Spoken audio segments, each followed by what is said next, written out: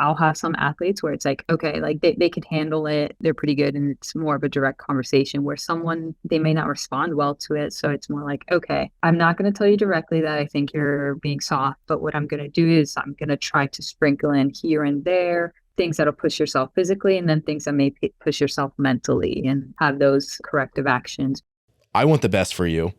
These are what you said your goals was. My job and what I want for you is for you to get to your goals. The way you're acting right now is not in alignment with those goals.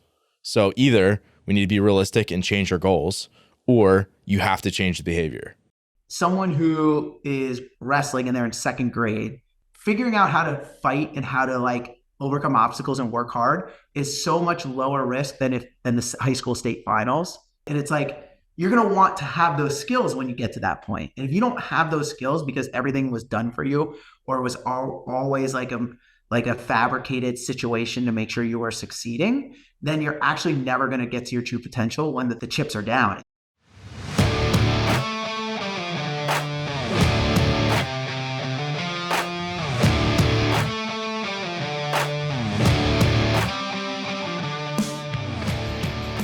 The fitness movement is brought to you by Zor Fitness. We offer coaching and individualized program design, as well as educational content for coaches and athletes. It's all at one place, zorfitness.com. Yeah, Day likes The Bachelor, so she's by nature a little bit softer.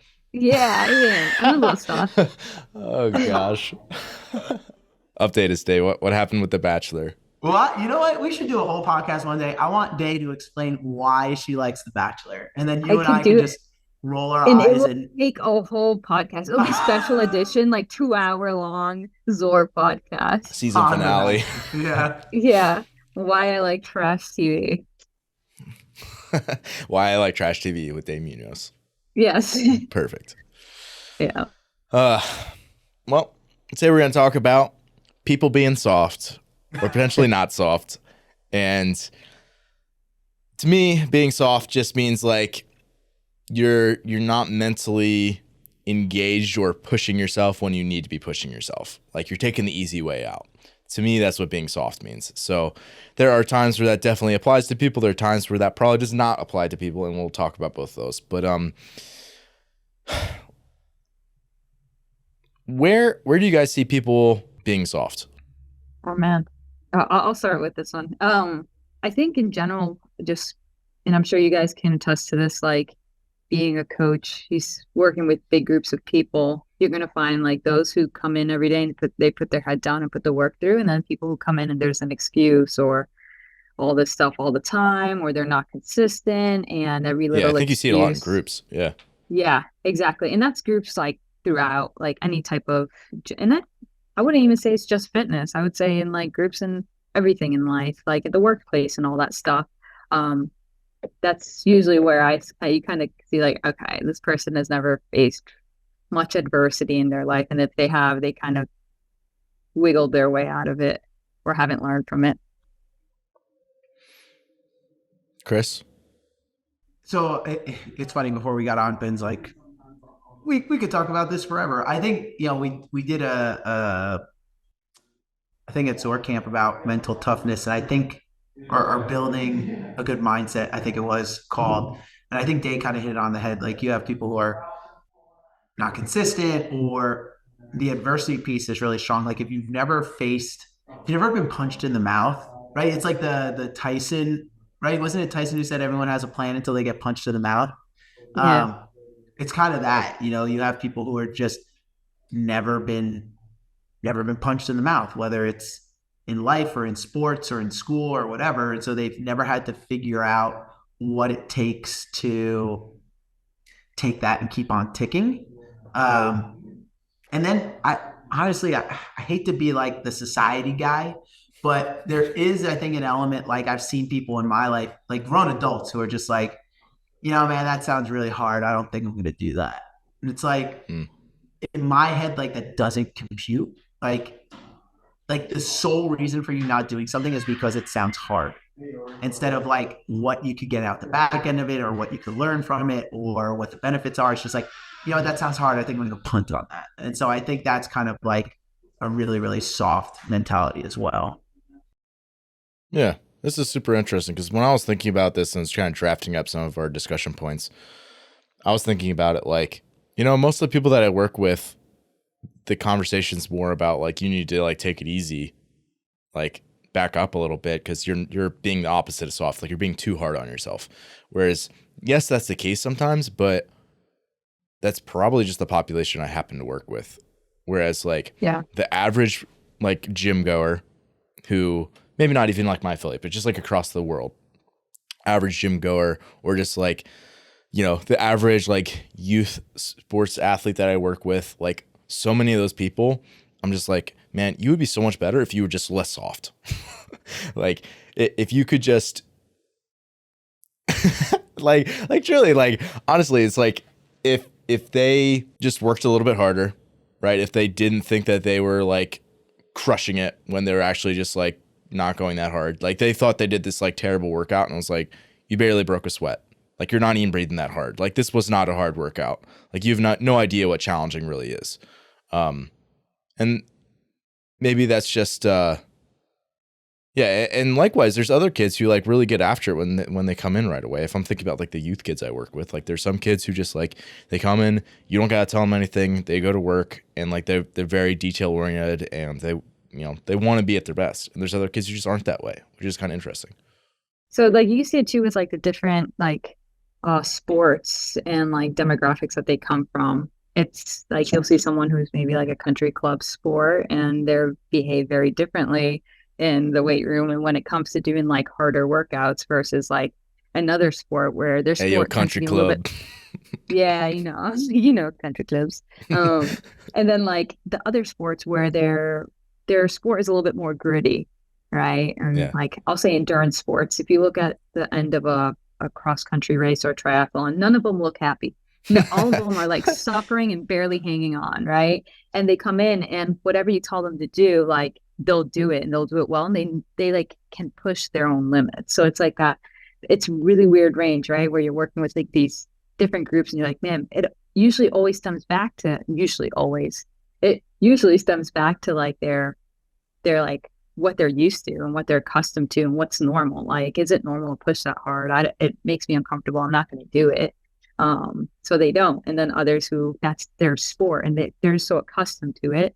And then like you tell them to do something and they do it and maybe a little bit too hard, right? And you have to slow them down. I always say, like, I'd rather have to slow down an athlete than push them. Oh yeah, for sure. Yeah, and I think what you're getting at is like I think some of it's like a cultural thing, like your little circle of who you surround yourself with. Like in CrossFit, like the cool thing to do is puke with your friends. Yeah, yeah, Whereas like that's not cool if you're golfing. yeah. You're like, dude, what? He had way too many beers on the course today. Yeah, for real. Whereas like in school, at least growing up for me, it was like there's like the try hard kids. Like that's what like people would say, like, oh, you're trying so hard. Like I'd be like, running that mile at max effort in gym class every single time. I'd be like making sure I was warmed up fully for it. And there'd be other kids like, why are you doing that? Like I just don't care. Like it was uncool to try hard. Where it's like in CrossFit, it's like the opposite. Like you're cool if you try really hard, which like sometimes it's necessary to try less hard to get better at being maximal. I'm just thinking of the gyms like, bro, did you see Susie throw up everywhere? She's the best. So cool. Yeah. She vomited. Go and ring the bell, she Susie. pooped her pants at the same time she was vomiting. Every hole was spewing something. It was amazing.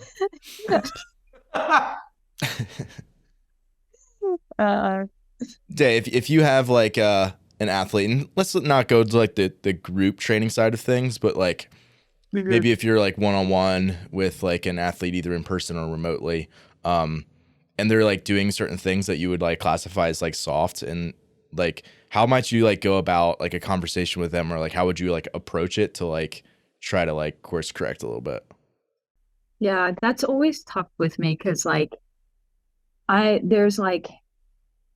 there's people who are really like direct and real, and I always try to speak the same language as the person or something that they can understand. So if I know someone is going to get super offended or anything like that, I'm going to have to be really careful with how that conversation goes, or maybe Yeah, you have not to have a even good like, relationship with them.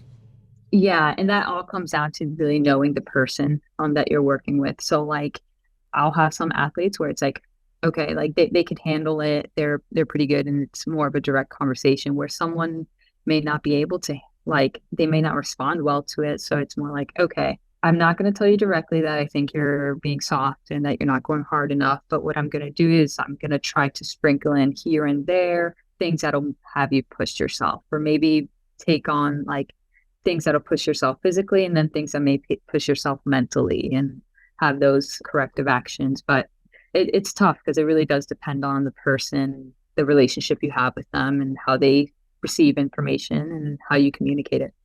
Yeah. Chris, is this like, is this different from like mental toughness to you? It can be, right? Like, I think, I hate, I was reading something one time actually by Ben Bergeron. He said, and I agree with this, there's a difference between physical toughness and mental toughness.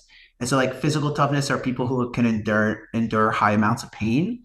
And people will say like, you're not being mentally tough. Whereas mental toughness can be someone who fails and instead of like packing it in and going home is able to overcome something. So I do think there's some nuance to that. Yeah. For example, and I'll let you get back to your point, Yeah, but yeah. like in this example, like in maybe Ben Bergeron's mind or how you think about it, it's like physical toughness might be like you can endure the pain of like this challenging metcon that you're going through, versus mental toughness might be like, I know that I shouldn't do this metcon today because I'm already overreaching and I don't want to, like I'd rather do the hard metcon, but instead I'm going to rest and recover because that's what's going to allow me to be at my best. Yeah, I would definitely say like that would be something that might fall into that category, right? And so there's definitely some crossover, right?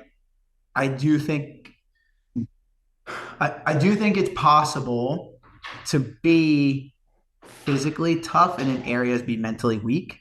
Um, but I do think people who are generally mentally tough tend to be a little bit more physically tough as well. But there is some nuance there. But yeah, I do think the ability to like kind of get into a workout and be able to kind of analyze, even being honest with yourself, like, so like I did the first open workout and halfway through afterwards, I was like, yeah, I got soft in the middle there. Like I like took extra long breaks that I didn't need to because you get so centered and center focused on the fact like this hurts really bad and focused on all the internal processes of how like you can't breathe instead of just focusing on the task at hand, that's what ends up slowing you down more than other things usually.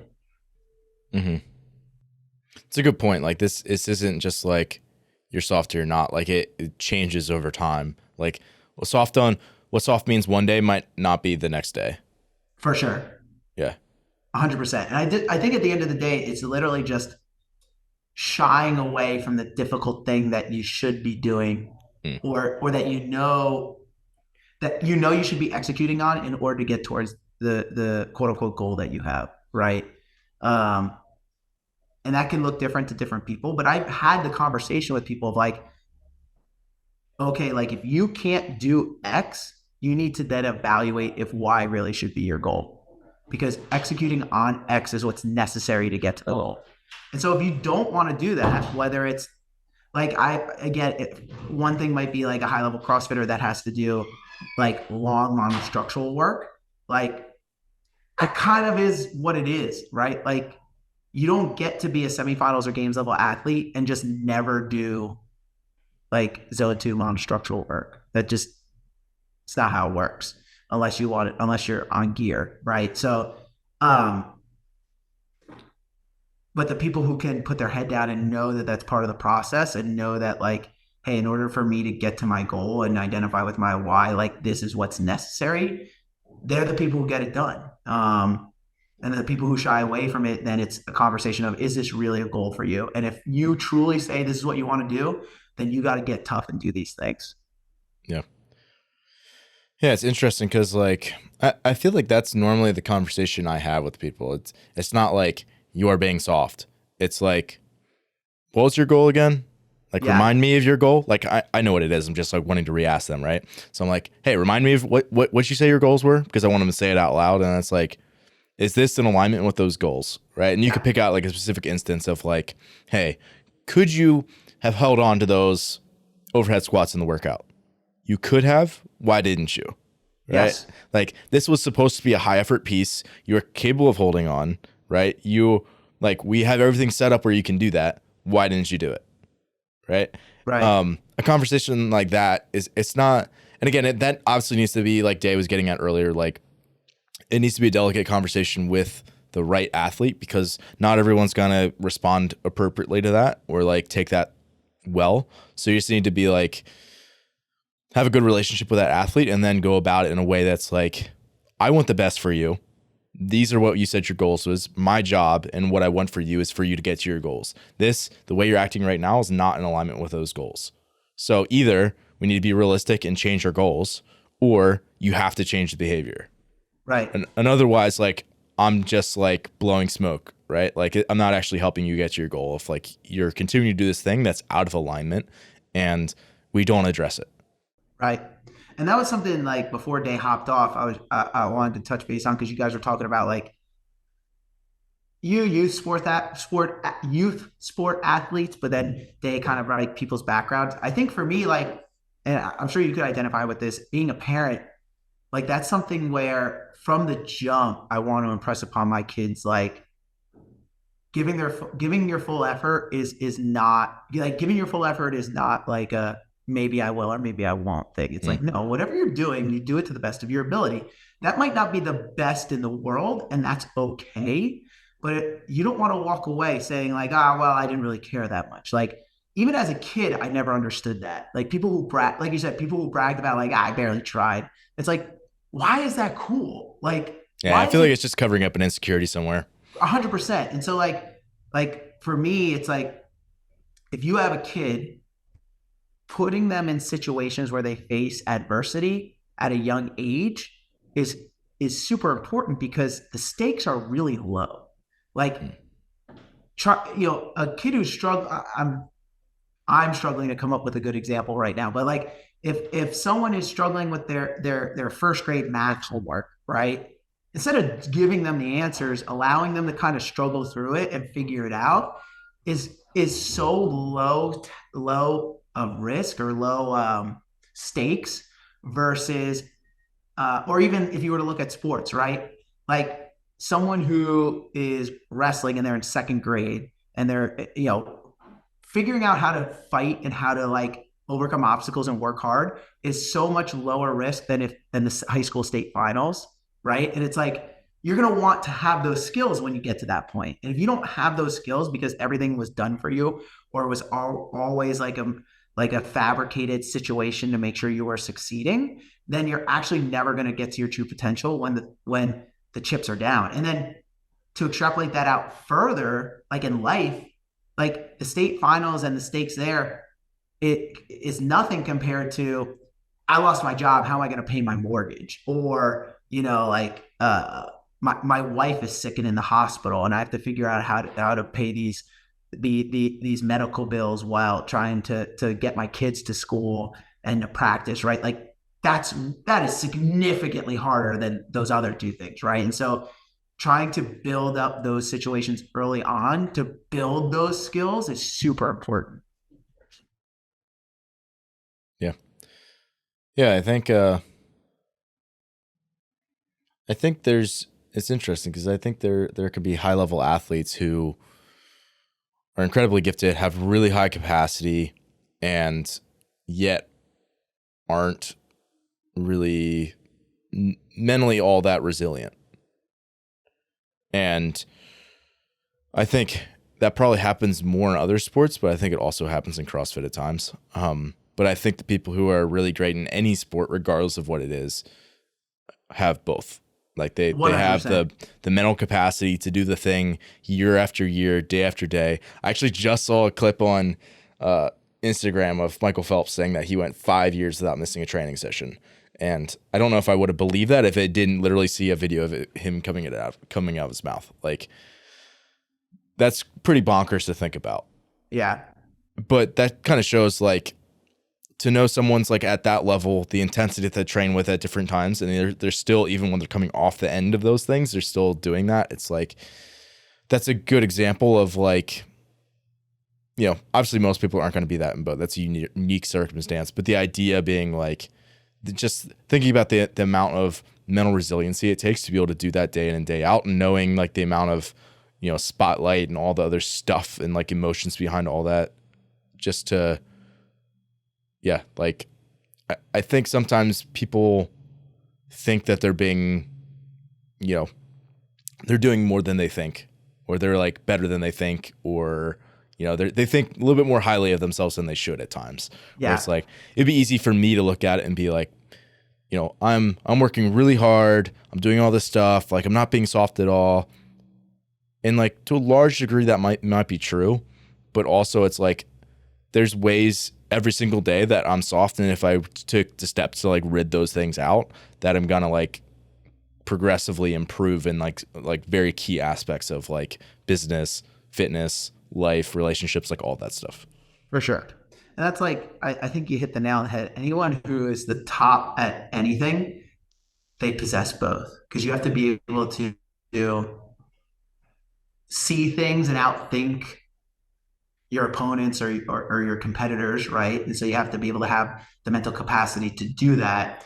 But then you also have the physical attributes to execute, right? That's why people love Michael Jordan so much. Like, if you watch the Bulls documentary, the man was out of his mind, like out of his mind. Like, he just was so laser focused. Or like if you follow any of Kobe Bryant stuff, like I saw a video one time how I guess the Lakers won a game and a bunch of the young guys on the team were like, dude, you should come out to the club with us. Cause he never, like, at a certain point, he didn't really go out.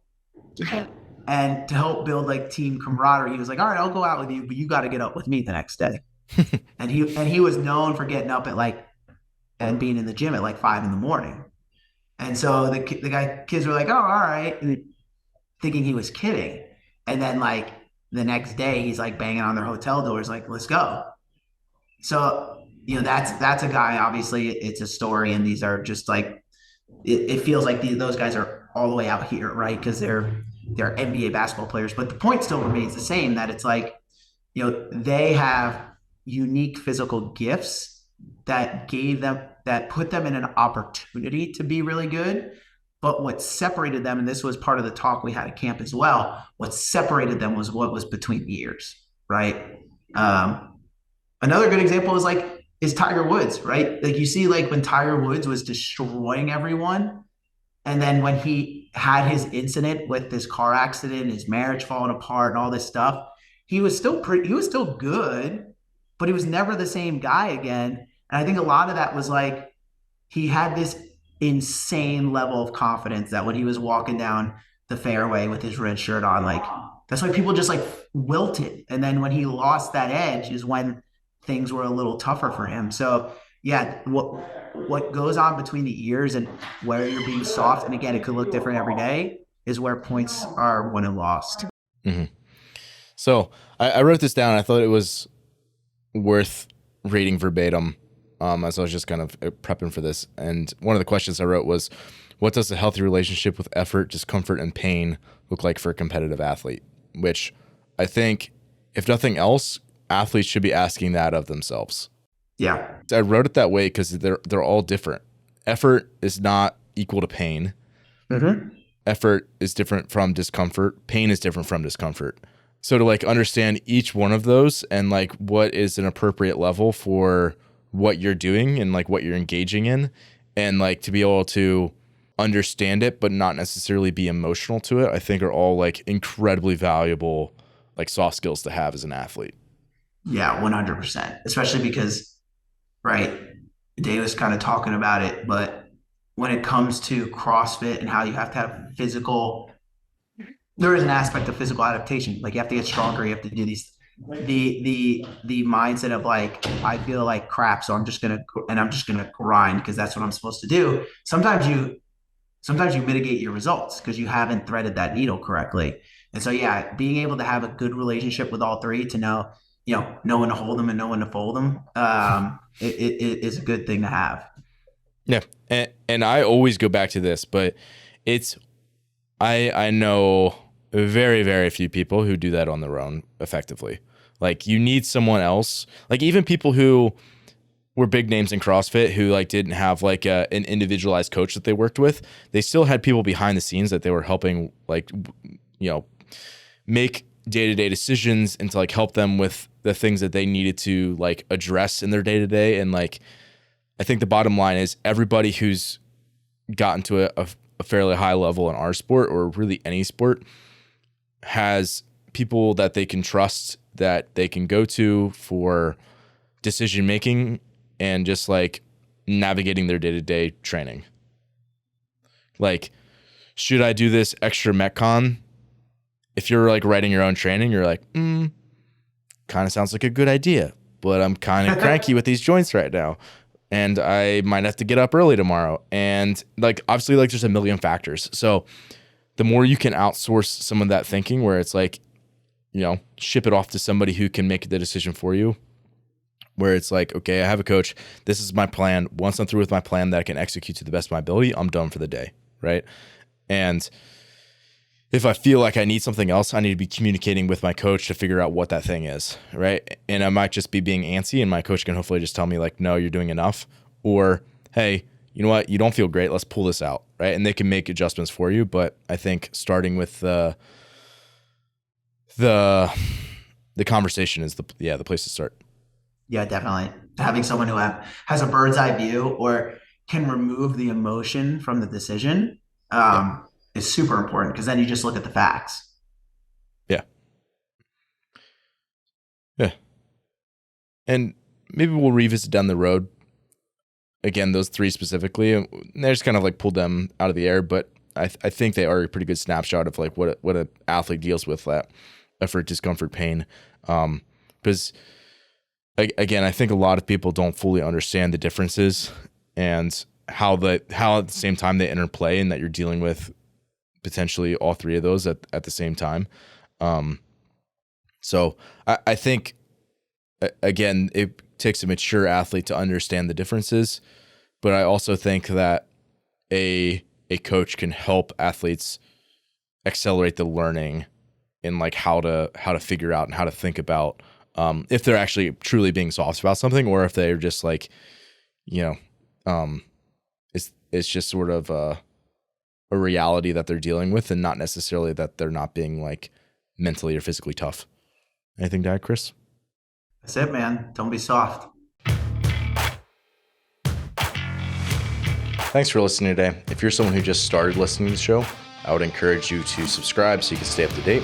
If you're someone who's been listening for a while, I would encourage you to rate and review the show. And lastly, the best thing that you can do to support our work is also the best thing that you can do for your performance, and that is by hiring one of our coaches.